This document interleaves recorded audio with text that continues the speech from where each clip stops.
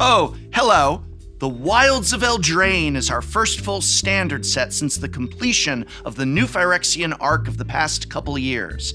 As such, this set serves as the beginning of the next wave of Magic's story. What precisely that wave will be remains to be seen, but in the meantime, Wilds of Eldraine gives us a few hundred new cards to put into our commander decks. Woohoo! Despite being a standard set, Wilds of Eldraine actually has a ton of EDH implications, more than we usually see in a standard set. You might even say it's like got a mastery of commander, or some kind of master of commander in these $4 booster packs. The list of good cards for commander is so lengthy that a functional reprint of the white EDH staple, Generous Gift, that is, Stroke of Midnight, doesn't even qualify as an honorable mention on our list of best new cards for commander for the 99. So what did make our list? Well, let's take a look, and remember, this video is not about the best new commanders from Wilds of Eldraine, but instead is focusing on cards for the 99. So any legendary creatures we mention will be viewed strictly through the lens of going into your commander deck and not leading it.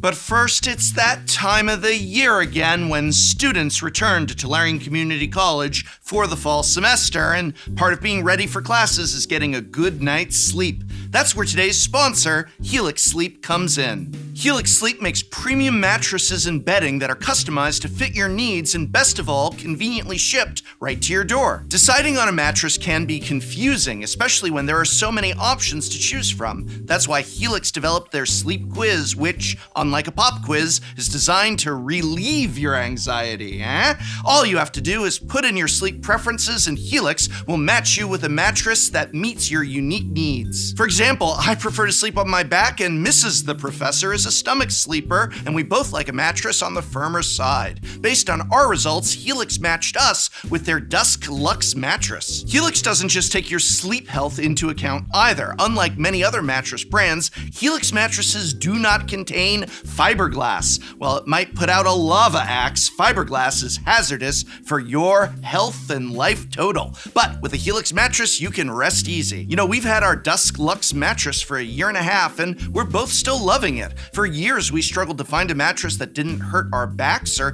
keep us up at night, but our quest for renewal is finally over. We are so happy to have our Helix, and I know this is a sponsorship, but I really do want to say that I do sleep on this mattress, and I do love it, so maybe it'll help you out too. But hey, you don't have to just take my word for it. If you're nervous about investing in a mattress, Helix offers a 100-night sleep trial, so you get a full 3 months to decide if your Helix mattress is just right for you. Helix mattresses also have a 10-year warranty and even offer financing options and flexible payment plans, so a great night's sleep is never far away. And you know, best of all, Helix delivers your mattress right to your door, rolled up neatly in a box so it's easy to set it up yourself. And if you live in the United States, that delivery comes free of charge. I love my Helix mattress, and I think you will too. If you're looking for a new bed, check out Helix Sleep. Their Labor Day sale is running now. It's the perfect time to upgrade your sleep with 25% off of a Helix mattress plus 2 free pillows. Click the link below or go to helixsleep.com/Tolarian to find out more about this limited time offer.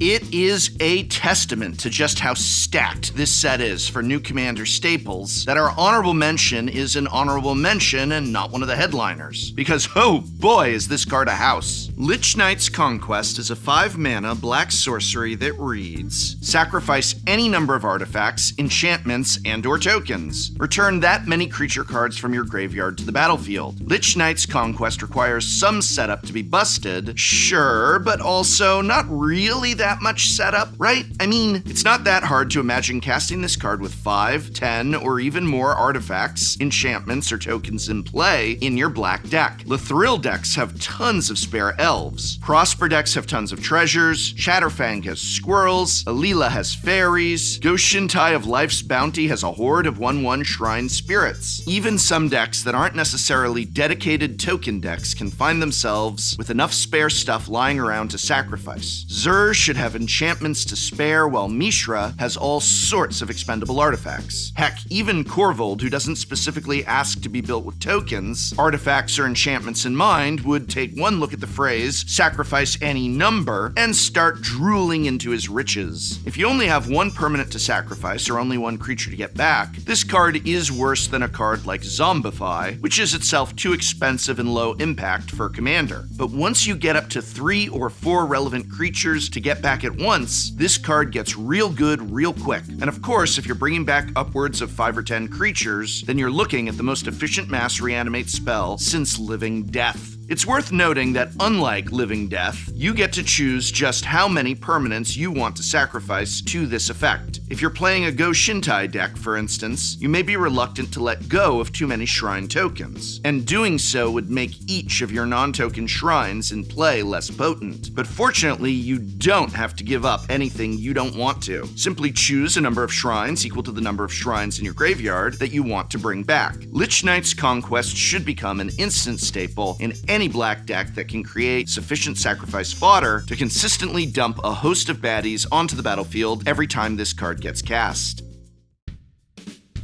Number 5 on our list is a very sweet design. Blossoming Tortoise is a 4-mana 3/3 turtle creature for 2 generic and 2 green mana. Whenever Blossoming Tortoise enters play or attacks, you mill 3 cards. Then you may return a land card from your graveyard to the battlefield tapped. The Tortoise also carries a pair of static abilities on its leafy back. Activated abilities of lands you control cost 1 less to activate, and land creatures you control get +1/+1. Blossoming Tortoise is yet another awesome card to include in any lands matter deck. Its land recursion ability is great with fetch lands and any other land that sacrifices itself, such as Strip Mine, Command Beacon, or the Horizon lands. Fetch lands and Horizon lands are the best proactive use case for Blossoming Tortoise, since the former ramps you with every attack while the latter gives you a repeatable source of card draw. Just note that because the land enters the battlefield tapped, you'll have to wait till your next turn to activate the land's ability, unless you pair the Tortoise with the Seedborn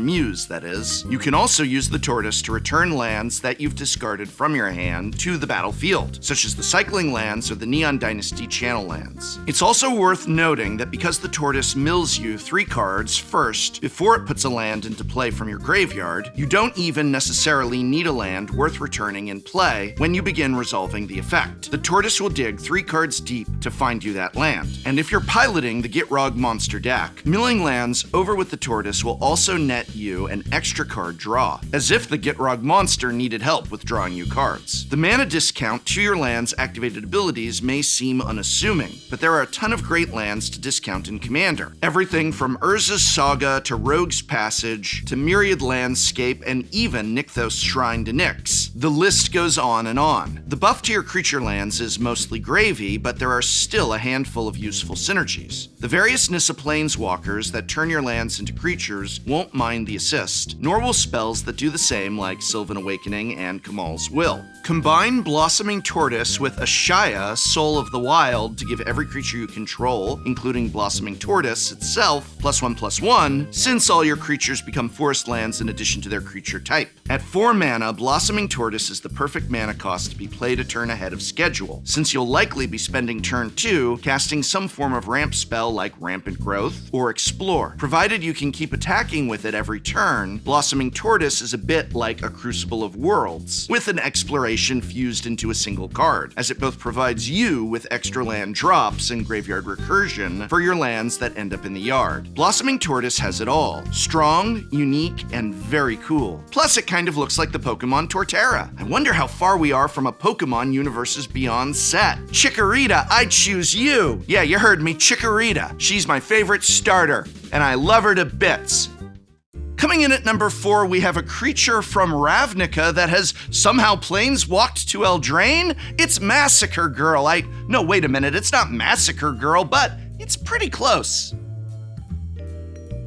Coming in at number 4 is Specter of Mortality. Specter of Mortality is a creature-based board wipe on par with Massacre Girl. Though unlike with Massacre Girl, you have a bit more control over just how much of the board you'd like to wipe. Specter of Mortality is a 3/3 Specter with flying for 3 generic and 2 black mana, the same mana cost as Massacre Girl. Also, like Massacre Girl, the Specter's board wipe comes in the form of a variable shrivel effect. When the Specter enters play, exile any number of creature cards from your graveyard. Creatures other than Specter of Mortality get -X, where X is the number of cards you exiled this way. If your own most important creatures have sufficiently high toughness, you can maneuver the Specter's enter the battlefield trigger so that it doesn't kill any of them, making this a 5-mana Plague Wind on a 3/3 flying body. And if some of those creatures have abilities that trigger when other creatures die, Specter of Mortality will provide an overwhelming advantage, again for just 5 mana. Specter of Mortality won't exactly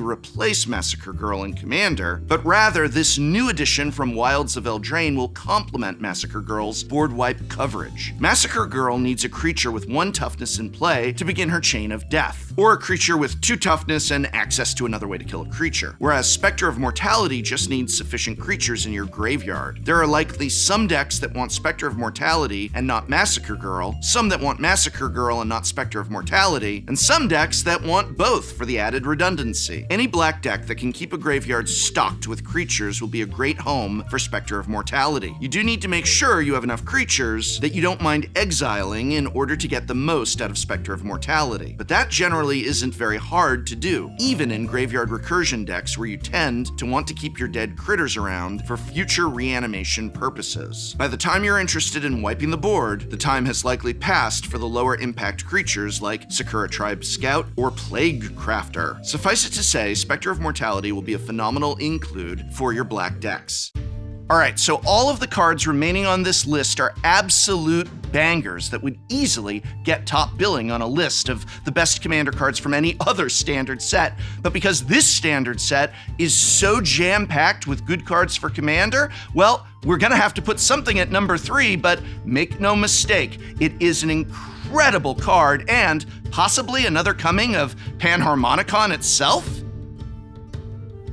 Coming in at number 3, we have Virtue of Knowledge. Virtue of Knowledge is an enchantment for 4 generic and a blue mana with the same double enter the battlefield trigger printed on Yarok the Desecrated. If a permanent entering the battlefield causes a triggered ability of a permanent you control to trigger, that ability triggers an additional time. But wait, there's more! Virtue of Knowledge is also a part of a cycle of cards from Wilds of Eldraine, mythic enchantments that have an adventure spell strapped to them. In the case of Virtue of Knowledge, this adventure spell is an instant called Vantress Visions. For 1 generic and a blue mana, Vantress Visions reads, copy target activated or triggered ability you control. You may choose new targets for the copy. This card is so good. If it was just a 5 mana enchantment that gave redundancy for Panharmonicon and blue decks, it would still be very good. But the added bonus of copying an activated or triggered ability in the early game for just 2 mana is some delicious icing on the cake. Paired with a fetch land, Vantress Visions becomes Farseek. Activate your fetch land, then hold priority and cast Vantress Visions. Voila! You get to search for 2 lands instead of just 1. The same is true if you copy something like Wayfarer's Bauble or Solemn Simulacrum. If you have a Solitude trigger on the stack, you can exile a second creature with Vantress Visions. If you're drawing 2 cards from Muldrifter, Vantress Visions draws you 2 more. Heck, Vantress Visions paired with Specter of Mortality can double the amount you shrivel the board without having to exile any additional creatures from your graveyard. Our first foray into Eldraine taught us that, in general, adventure spells are excellent, even if either half of the spell seems overcosted at first glance. It's just great to cast a spell that always draws you a second spell, which is what casting the adventure spell attached to a permanent effectively does. And in the case of Virtue of Knowledge Vantress Visions, neither half of the card is overcosted really at all. I mean, Vantress Visions costs the same amount of mana it costs to pay for either Strionic Resonator or Rings of Brighthearth, and Vantress Visions can copy either activated or triggered abilities. And then Virtue of Knowledge is just Panharmonicon. No, wait, that's not true. It's better than Panharmonicon, because it doubles triggers from any permanent, whereas Panharmonicon only doubles triggers from artifacts or creatures entering play. Virtue of Knowledge is one of the best new blue cards Commander has seen from a standard set in a long time.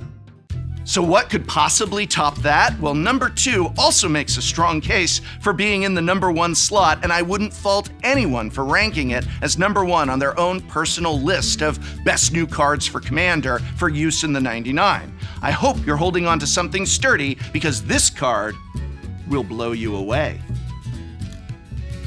Our number 2 pick is Agathas Soul Cauldron, a legendary colorless artifact for just 2 generic mana. The card has 3 abilities. First, you may spend mana as though it were mana of any color to activate abilities of creatures you control. Second, creatures you control with +1/+1 counters on them have all activated abilities of all creature cards exiled with Agathas Soul Cauldron. And lastly, you can tap Agathas Soul Cauldron to exile target card from a graveyard. When a creature card is exiled this way, put a +1/+1 counter onto target creature you control. Agathas Soul Cauldron is positively teeming with combo potential. I'm sure your mind is already swimming with ways you can use or abuse this card already. But let me pop one possibility in there while you're at it. With Magda, Brazen Outlaw in play, sporting a +1/+1 counter on it, and a Devoted Druid and an Arcbound Ravager exiled under Agathas Soul Cauldron, you can demonstrate the following loop. Tap Magda for green mana using Devoted Druid's mana ability. Magda creates a treasure token. Sacrifice that treasure token to Magda using Ravager's activated ability, putting a second +1/+1 counter onto Magda. Then use Magda's second activated ability that she picked up from Devoted Druid to put a -1/-1 counter onto Magda, untapping her. She still has one +1/+1 counter, so she can keep going. This loop generates you infinite mana. And with a Walking Ballista, Reckless Fireweaver, or Disciple of the Vault, you can turn this infinite loop into infinite damage. The point isn't that you should assemble this specific combo with Agathas Soul Cauldron, but rather that you can effectively build your own combo out of Magic's virtually endless pool of Commander legal creatures with activated abilities. The nonsense you can pull with Agathas Soul Cauldron is limited only by your imagination.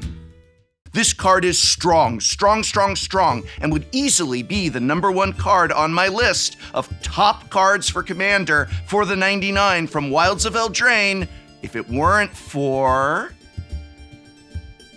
Our number 1 card from Wilds of Eldraine is Craterhoof Behemoth. Craterhoof Behemoth is a green... Wait a second. Craterhoof is in Wilds of Eldraine? Well, not quite, but shockingly close. It's Moonshaker Cavalry, a 6/6 flying spirit knight that costs 5 generic and 3 green mana. Wait, what? It's white mana? It's Craterhoof Behemoth in white? Hey, remember when we used to make fun of white in Commander? Wizards of the Coast sure overcompensated, didn't they? When Moonshaker Cavalry enters the battlefield, creatures you control gain +X/+X and gain flying, where X is the number of creatures you control. So yeah, Moonshaker Cavalry is the white Craterhoof. Not only that, Moonshaker Cavalry is the new best payoff for go-wide creature strategies in white decks. The comparison to Craterhoof is obvious. The mana value and buff tier creatures are the same, and both give a form of evasion in the keywords. The real question isn't whether this is similar to Craterhoof Behemoth, it's whether Moonshaker Cavalry is better than Craterhoof Behemoth. Say what? Giving all your creatures flying is technically better than giving them trample on average, though it's not like the trampling damage that Craterhoof offers has ever struggled to end games. Craterhoof Behemoth itself has haste, which also offsets the potential loss and damage from your creatures getting trample instead of flying. Moonshaker Cavalry, despite also getting its power and toughness buff, doesn't get to attack the turn it comes in, though it's not difficult to give your creatures haste in some other way in Commander. Simply strap it with a Lightning Greaves or activate a Crashing Drawbridge. So it's safe to say that they are roughly equally as good once they are in play.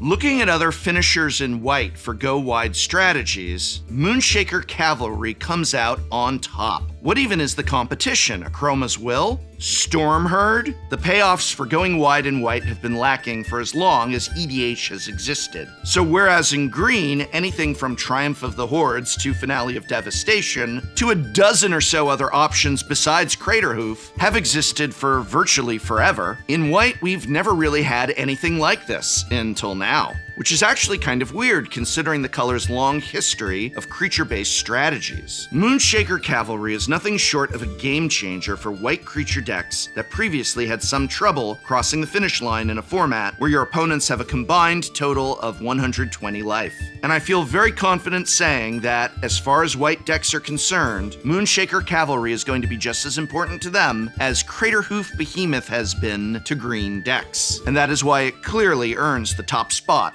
on our list. Real talk, this video was incredibly hard to make because picking just 5 cards that are going to be best for Commander in a set this strong and packed with so many EDH goodies was no easy task. Those are my picks. Is there anything that I did not include that you'd like to mention? Let me know in the comments below. And if you want to watch a powerful game of Wild Commander gameplay, be sure to check out our brand new Shuffle Up and Play, Return of the King, but which one? It's Monarch in the Middle. I've got a link to that video gameplay here and in this video's description. Hey, thanks again to Helix Sleep for sponsoring this video. You know, I know it's a sponsorship, but I really sleep on a Helix mattress, and I have for over a year now, and I still love it, and you will too. Best of all, Helix mattresses come delivered right to your door. I love my Helix mattress, and I think you will too. If you're looking for a new bed, check out Helix Sleep. Their Labor Day sale is running on right now, so it's the perfect time to upgrade your sleep with 25% off a Helix mattress, plus you get 2 free pillows. Click the link below or go to helixsleep.com/Tolarian to find out more about this limited time offer.